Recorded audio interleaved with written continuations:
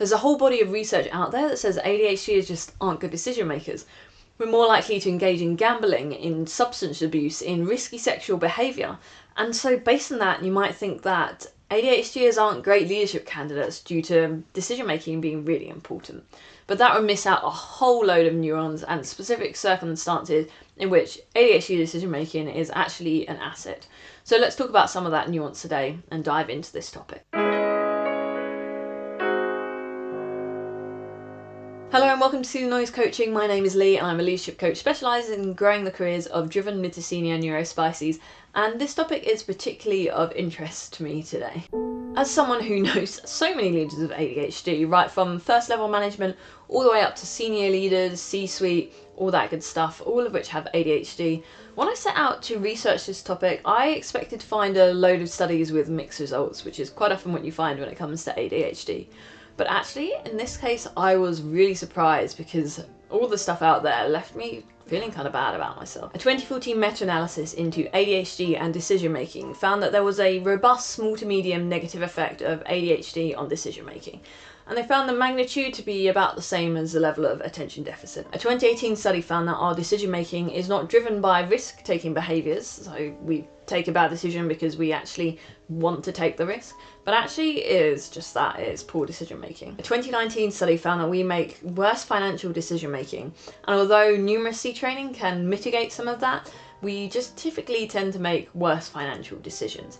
We tend to be more impulsive or spontaneous or have an avoidance style when it comes to financial decision making. I read about how we're worse drivers, we're more likely to have a teen pregnancy. All of these things telling us that we are bad at decision making over and over again, that our decisions can't be trusted. And I'll be honest, I felt a bit dejected reading all this. It doesn't matter that the one time that I gambled in Vegas, I got so bored within 5 minutes and used up the rest of the $20 I'd taken out on just random machines so that I could say I'd done it and I had no real interest in gambling any further. It doesn't matter that I'm a safe road user, and the only time that I had an accident while cycling around is when a car turned into me without looking, when I was well within my rights to be where I was. What does matter is that I have ADHD, and so my decision making is going to be taken into question because I have ADHD, and apparently ADHD means worse decision making. That sucks. Sometimes I struggle with balance on this, because it'd be incredibly arrogant of me to just deny this whole section of research or to say we shouldn't look into this because it will make ADHDers feel bad. But at the same time, every individual with ADHD is a unique person who has their own experience and their own profiles. And just because ADHDers on average make slightly worse decisions doesn't mean that the leadership candidate in front of you is going to make worse decisions. The stigma this attaches to ADHDers can have far-reaching impacts, not only on these amazing, capable ADHDers who might have been perfect in the role, but the people whose lives they could have touched through the work that they were doing, just because the stigma got in the way. So, self-confidence having taken a temporary hit, I decided to move on, to come back to the topic of ADHD, leadership and decision-making another time. So off I went and started researching something completely different, until I stumbled on this paper. Because the reality is that the whole concept of ADHDers tend to make worse decisions on average is stigmatizing because it is a generalization. It is lacking a lot of nuance, and what we really need to do is get into that nuance so we can understand it properly.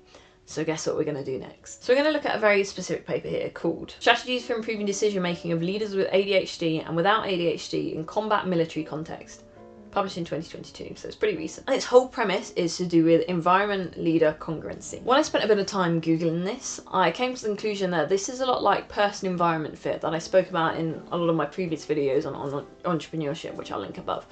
But basically the whole idea that I got from this is that when a leader is in a position that is incongruent with them, that doesn't work with them, that they don't fit in, then they're going to struggle. But you put them in an environment where they do fit and they're going to thrive and you're going to get a whole lot more out of them. So theory is by improving environment leader congruency, then you put someone in a position where they have better adaptability and that leads to better decision making.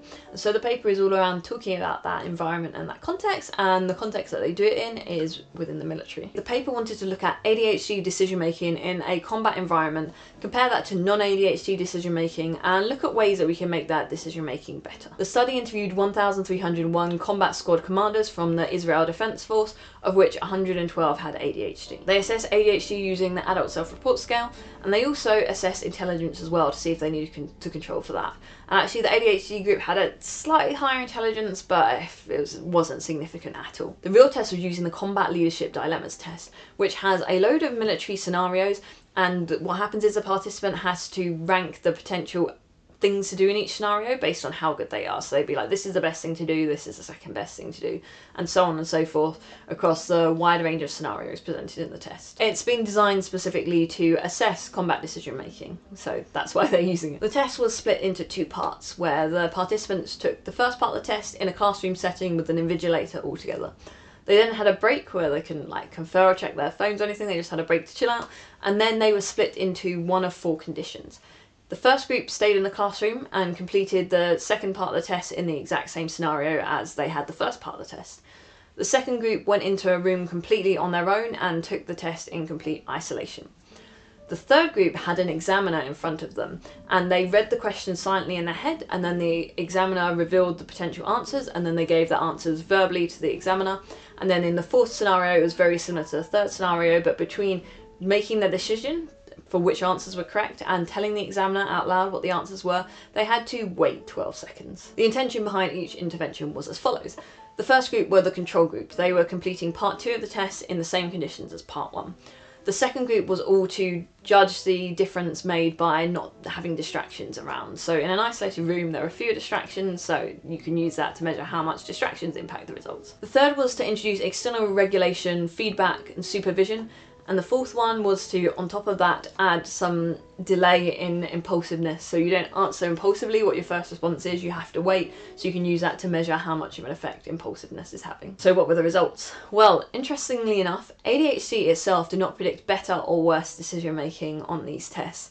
And that's interesting in itself because we don't see the decision-making penalty that I discussed earlier that's present in all of the literature in this scenario. But it gets more interesting. You might not be surprised to hear that the isolation intervention led to higher scores for both the ADHD and the non-ADHD group. And in fact, for the non-ADHD group, that was actually the highest scores they had, being in this isolation room where they could completely concentrate. That was probably not that surprising. But it gets more interesting. The paper doesn't discuss this, but you'll see when I show the results on screen that the ADHD results have a much wider variance in them. So there's people that perform better than the non-ADHD group, there's also people that perform worse, whereas the non-ADHD is roughly more or less in the middle. But it gets even more interesting when we look at the face-to-face situation, intervention 3, and the withheld face-to-face intervention, which is intervention number 4. Here's where it gets really interesting. Because in those 2 interventions, not only did the ADHDers perform significantly better than the classroom and the isolation setting, they also performed significantly better than the non-ADHDers in both those situations. I now need to show you the results diagrams so you can appreciate just how significant this is. What's interesting is that in the withheld scenario, where the participant had to wait 12 seconds before giving their answer, there's actually not a performance gain over the simple face-to-face scenario where they just answered straight away. And actually performance goes down slightly, which could mean a number of things. It could mean that this 12-second delay doesn't actually combat impulsivity, or it could be that 12 seconds is just too long. Further studies would need to find out the answer to that question. The paper points to a study of ADHD children who had a positive impact of interacting with an examiner who helped with feedback and regulation, and this in turn helped executive functioning. They highlighted the importance of a meaningful other, a significant person who is there for leadership decision making. The study can only speculate on the reason. They say, plausibly, the presence of a significant individual induces a beneficial atmosphere for leaders with ADHD, providing implicit social feedback, supporting a sense of being supervised and receiving validations, thereby increasing self-gathering and willingness to please and being positively appreciated, as opposed to the alienated context of the controlled classroom setting where there was no personal face-to-face interaction with the examiner, nor with other peers when solving social problems. And in some ways, the underlying mechanisms might not actually matter too much when this is so incredibly easy to implement. In fact, in the combat world they're talking about, this is pretty much built in because every leader has a deputy who can be that meaningful other person. While real-world testing would be needed to evidence this, there's reason to think that we can generalise this outside of the military. Because the point of this video is not to say that ADHDers should join the military. I mean, you can if you want to, but it's to get an idea of the circumstances under which ADHD decision making might be better adapted and under which having this meaningful other could really help make better decisions. The paper acknowledges a number of traits from the combat situation that may be generalised to other locations where this would apply. Things like coping with stress and danger could be generalised out to things like the fire department, medical field and police department. Otherwise, places that have high pressure for high performance and stress in that way could also find these generalising to this as well. They also point to a study that suggests that highly stimulating, stressful and challenging environments are often sought after by ADHDers who tend to thrive there and be a lot more successful in these environments. And actually that's where a lot of my clients find themselves. The industry might be different, you know, I've coached people from finance, technology, consulting, education, even creative pursuits like the film industry or things like social care. But there's a lot of stressful and challenging things that are in common across all of the different roles that my clients have. And this is also very pertinent to the role that I play in my coaching, because I'm not there to tell people what to do. In fact, when I first talk to someone, I tell them, I'm not going to tell you what to do at all here. But what I do is I act as that meaningful other to help them make better decisions, to help them work through the process so they can make the best decision they can for their unique scenario. And so my coaching role has this meaningful other concept entirely built into it for better decision making. So stepping back to the context of ADHD decision making as a whole. Now, I haven't looked at the 60-odd papers covered by the meta-analysis. It'll take an awful long time. But I would like to speculate a little bit on the fact that I bet in most of these papers, if not all of them, they probably don't have that meaningful person there. Or maybe they don't have the right person-environment fit. And that's okay, it doesn't mean that the study is bad. It just means that the study is trying to answer a broad question and it's trying to generalise, and it has to be broad to generalise, but when you generalise, you quite often miss the nuance as well, and that may well have happened here. And when it comes down to it, we know that stereotyping based on generalisations is bad. I don't even have to say that that's a bad thing. And so by taking the approach of ADHDers are worse decision makers, you're going to miss out on amazing leadership candidates who might be the perfect fit for the environment that you have and will find their meaningful person to help them make better decisions along the way. That meaningful person might even be you. And if you're an ADHD leader looking for a meaningful person to help them with their own decision making, my leadership coaching is absolutely perfect for this. So head on over to ttncoaching.com, also linked below, and have a look at the stuff I do. Send me an email, let's have a chat and see what could work for you. In the meantime, please like, comment and subscribe, and if you haven't seen it already, you might be interested in going back and watching my video on just how useful being a generalist is. Thank you for your attention today, and I look forward to seeing you in the next one.